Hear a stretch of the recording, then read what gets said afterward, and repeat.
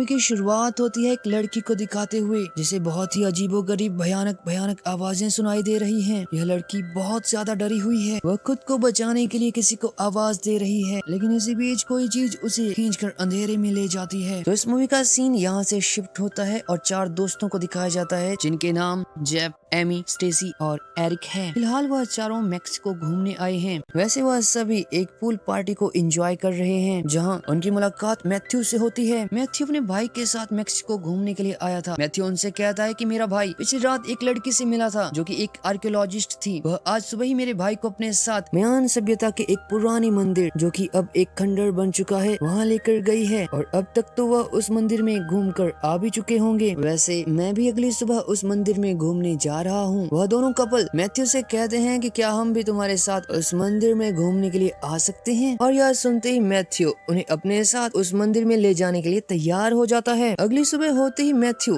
एक local guide से मिलता है जो कि अब उस मंदिर तक जाने का नक्शा तैयार करता है। वैसे अब वह मंदिर इतना पुराना हो गया है कि नक्शे में उसे ढूंढ पाना बहुत मुश्किल है और अब वह सभी कुछ घंटों के सफर के बाद मंदिर की लोकेशन के नजदीक पहुंच जाते हैं। उस मंदिर तक जाने वाले रास्ते में उन्हें देखकर एक लड़का भागने लगता है और जैसे ही वह मंदिर तक पहुंचते हैं तभी एक आदमी जो घोड़े पर सवार था वहां आता है। वह आदमी उसी गांव का एक निवासी था। उस आदमी के पास एक गन भी थी। वह आदमी अब मैथ्यू और उसके साथियों को उस मंदिर में जाने से रोकने लगता है। तभी गांव के दूसरे लोग भी वहां आ जाते हैं। उन गांव वालों की भाषा को मैथ्यू और वह दोनों कपल नहीं समझ पा रहे थे। जो गाइड उनके साथ आया था उसे भी उन गाँव वालों की भाषा समझ नहीं आ रही थी। इसी बीच वह गाइड उन गाँव वालों के पास जाकर उन्हें समझाने लगता है कि हम तो सिर्फ यहाँ घूमने ही आए हैं, लेकिन गाइड को अपनी तरफ आधा देख गांव वाले उसे जान से मार देते हैं। उस गाइड की मौत को देखकर मैथ्यू और वह दोनों कपल जल्दी से मंदिर की तरफ भागने लगते हैं क्योंकि अब वह भी डर चुके थे कि कहीं वह गांव वाले उन्हें भी जान से न मार दें। वह हैरान थे कि आखिर गांव वाले उन पर हमला क्यों कर रहे हैं। मंदिर के ऊपर पहुंचकर उन्हें एक टेंट दिखता है। उनके पास जो मोबाइल थे वह उनसे अपने साथियों को कॉल करने की कोशिश करते हैं, लेकिन वह देखते हैं कि उनके मोबाइल से नेटवर्क जा चुका है। उस मंदिर के चारों तरफ बहुत झाड़ियां थी। वह मंदिर से नीचे देखते हैं तो उन्हें वहाँ पर बहुत सारे गांव वाले पहरा देते हुए दिखाई देते हैं जिनके हाथों में धनुष और बंदूकें थी। इसी बीच मैथ्यू की नजर एक इंसान पर पड़ती है जो कि इसी मंदिर की झाड़ियों में फंसा था। नजदीक से देखने पर उसे पता चलता है कि यह तो उसका भाई है। उसके भाई की पूरी बॉडी झाड़ियों और पत्तियों से जकड़ी हुई थी। अपने भाई को गौर से देखने पर उसे पता चलता है कि उसके भाई की मौत हो चुकी है और अब मैथ्यू उसकी मौत से बहुत दुखी हो जाता है। थोड़ी देर बाद उन्हें एक सेल फोन के बजने की आवाज सुनाई देती है। मैथ्यू उस रिंगटोन को सुनते ही पहचान लेता है कि यह मेरे भाई का फोन था और यह आवाज उन्हें पास में ही बने मंदिर के अंदर जाने वाले रास्ते से आ रही थी। वह रास्ता एक कुएं की तरह था जहाँ पर नीचे जाने के लिए रस्सी का इस्तेमाल किया जाता था। उस जगह अंधेरा ही अंधेरा था। मैथ्यू एक लैंप लेकर जेफ और एरिक की मदद से उस मंदिर के अंदर जाने लगता है, लेकिन बीच रास्ते में उसकी रस्सी टूट जाती है और वह नीचे गिर जाता है जिसकी वजह से उसके शरीर पर बहुत चोटें आती हैं। मैथ्यू अपने शरीर को हिला भी नहीं पा रहा था, जैसे कि उसकी पूरी बॉडी पैरालाइज हो चुकी है। मैथ्यू अब अपनी मदद के लिए जोर जोर से चिल्लाने लगता है। उसकी मदद करने के लिए वह सभी स्टेसी को उसके पास भेजने लगते हैं, लेकिन वह रस्सी थोड़ी छोटी पड़ जाती है, इसलिए स्टेसी उस रस्सी से कूदकर नीचे जमीन पर गिरती है और अब उसकी टांगों में भी चोट आ जाती है। एमी जो अभी भी सोच रही थी कि शायद गाँव वाले उनकी मदद कर दें, वह उस मंदिर से नीचे उतरकर उन गाँव वालों को उनकी मदद करने के लिए कहती है। जेफ भी जल्दी से भागकर एमी के पास पहुंच जाता है। वह एमी को उन गांव वालों से मदद मांगने के लिए मना करता है। गांव वाले एमी की बात को नजरअंदाज कर रहे थे और इस बात से गुस्सा होकर एमी उस मंदिर की झाड़ियों को तोड़कर उन गांव वालों पर फेंक देती है जो कि जाकर एक लड़के पर गिरती हैं और जैसे ही उन झाड़ियों की पत्तियां उस लड़के के शरीर को छूती हैं तभी गाँव वाले उस लड़के से दूर होकर उसे जान से मार देते हैं। और यह सब कुछ देखकर जेफ और एमी दोनों भागकर मंदिर के ऊपर चढ़ जाते हैं। अब रात होने वाली थी। वह मिलकर एक स्ट्रेचर तैयार करते हैं ताकि वह घायल स्टेसी और मैथ्यूज को मंदिर के ऊपर ले आ सकें। जेफ और एरिक एमी को उस स्ट्रेचर पर बैठाकर घायल स्टेसी और मैथ्यू के पास भेजते हैं। नीचे पहुंचने के बाद एमी स्टेसी की मदद से मैथ्यूज को उस स्ट्रेचर पर रखकर उन दोनों को मंदिर के ऊपर ले आती है। ऊपर आने के थोड़ी देर बाद सभी रात होते ही सो जाते हैं। सुबह होते ही स्टेसी देखती है कि उसकी टांगों में जहाँ चोट आई थी वहाँ पर कुछ जड़ें उगने लगी हैं। वो अपने साथियों को इसके बारे में बताती है। जेफ जल्दी से उसके शरीर से उन जड़ों को निकालने लगता है। स्टेसी उनसे कहती है कि मुझे लग रहा है यह जड़ें मेरे शरीर के अंदर घूम रही हैं। तभी उन्हें मैथ्यू की आवाज सुनाई देती है। दरअसल मैथ्यू के शरीर पर भी कुछ ऐसी ही दिखने वाली झाड़ियों ने हमला कर दिया था, या फिर यूं कहें तो मैथ्यू के शरीर को भी पत्तियों ने अपनी जड़ों के साथ जकड़ लिया है। लेकिन फिलहाल जेफ जल्दी से मैथ्यू के शरीर से उन जड़ों को हटा देता है। इसी बीच उन्हें फिर से एक मोबाइल के रिंगटोन की आवाज सुनाई देती है। जेफ और एरिक स्टेसी और एमी को एक स्ट्रेचर की मदद से एक बार फिर उस मंदिर के अंदर भेजते हैं। उस मंदिर के अंदर चारों तरफ अंधेरा ही अंधेरा था। वह दोनों अपने साथ कुछ मशालें लेकर आई थी, जिनकी रोशनी से अब वह दोनों उस तरफ बढ़ने लगती हैं जहां से उन्हें सेलफोन की रिंगटोन की आवाज सुनाई दे रही थी। उन्हें अपने चारों तरफ झाड़ियां ही झाड़ियां दिख रही थी। इसी बीच उन्हें अपने सामने एक डेड बॉडी दिखती है, जो कि शायद उसी लड़की की थी जो मैथ्यू के भाई को इस मंदिर में लेकर आई थी।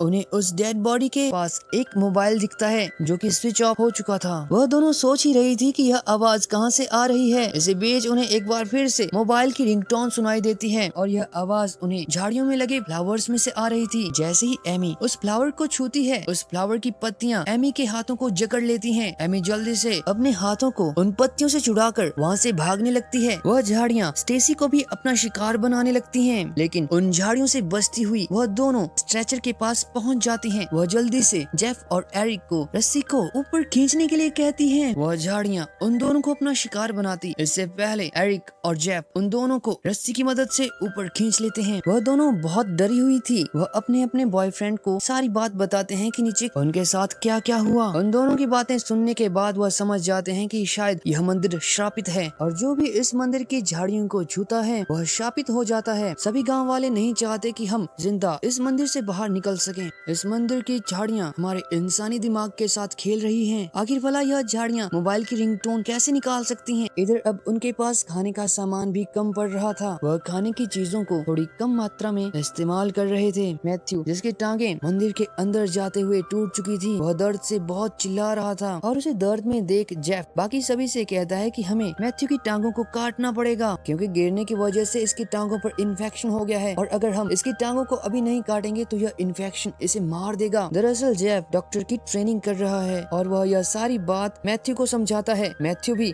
अपनी टांगे कटवाने के लिए तैयार हो जाता है। जेफ अपनी डॉक्टरी एक्सपीरियंस का इस्तेमाल करते हुए मैथ्यू की टांगे काट देता है। इसी बीच वह सभी देखते हैं कि मैथ्यू के कटे हुए पाँव को उस मंदिर की झाड़ियां अपने साथ कहीं ले जा रही हैं। अब रात हो जाती है। मैथ्यू भी आराम से सोया हुआ था, लेकिन इसी बीच उस श्रापित मंदिर की झाड़ियां मैथ्यू को अपना शिकार बना लेती हैं। जेफ जैसे ही मैथ्यू की तरफ देखता है, वह जल्दी से भागकर मैथ्यू के नाक और मुंह से उन झाड़ियों को बाहर निकालने लगता है, लेकिन तब तक मैथ्यू अपनी जान गंवा चुका था। इसी बीच वह देखते हैं कि उनके आसपास की झाड़ियां और पत्तियां उनकी बातों को कॉपी करके वापस दोहरा रही हैं, यानी कि वह झाड़ियां उनकी मिमिक्री कर रही हैं। अगली सुबह होते ही स्टेसी देखती है कि वह झाड़ियां उसकी बॉडी में घुस चुकी हैं। वह एरिक को इसके बारे में बताती है। जेफ भी उनके पास आकर एक चाकू की मदद से स्टेसी के शरीर से उन झाड़ियों को निकालने लगता है। स्टेसी, जो उन झाड़ियों को अपने शरीर के अंदर चलते हुए महसूस कर रही थी, वह एक चाकू की मदद से उन झाड़ियों को अपनी बॉडी से निकालने लगती है। स्टेसी ने उन झाड़ियों को निकालने के चक्कर में अपनी बॉडी को कई जगहों से काट दिया था। जेफ स्टेसी को ऐसा करने से रोकता है, लेकिन वह उस चाकू की वजह से जेफ के हाथों में चोट आ जाती है। दरअसल स्टेसी का माइंड उस समय अच्छे से काम नहीं कर रहा था, क्योंकि इस श्रापित मंदिर की झाड़ियों ने उसके माइंड पर अपना कंट्रोल कर लिया था। एरिक भी जब उसके पास आकर उसे रोकता है तो स्टेसी उसके सीने में चाकू घुसा देती है, जिसकी वजह से एरिक भी अब मर जाता है। स्टेसी, जो अभी भी दर्द से बहुत तड़प रही थी, वह जेफ से कहती है कि मुझे मार दो,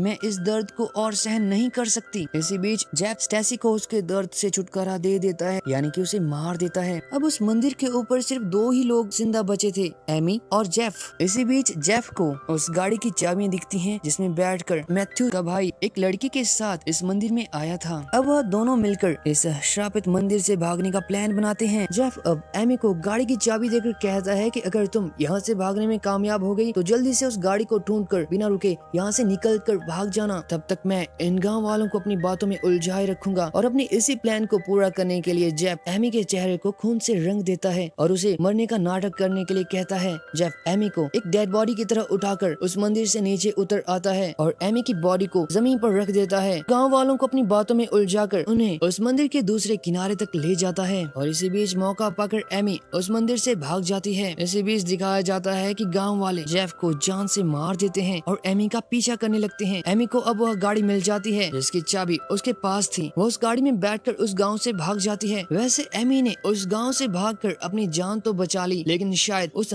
शापित टेम्पल की झाड़ियों का असर उस पर भी हो चुका हो। वैसे इस मूवी के अंत में दिखाया जाता है कि जिस गाइड को लेकर मैथ्यू इस टेम्पल में आया था, उसे ढूंढते हुए 2 और लोग वहाँ पर पहुँचते हैं। अब उन दोनों के साथ आगे क्या होगा यह तो आप भी जानते हैं। तो प्यारे दोस्तों, आपको हमारी इस मूवी की एक्सप्लेनेशन कैसी लगी कमेंट करके जरूर बताइएगा। और हाँ, अगर वीडियो पसंद आए तो आप वीडियो को लाइक और हमारे चैनल को सब्सक्राइब जरूर कीजिएगा।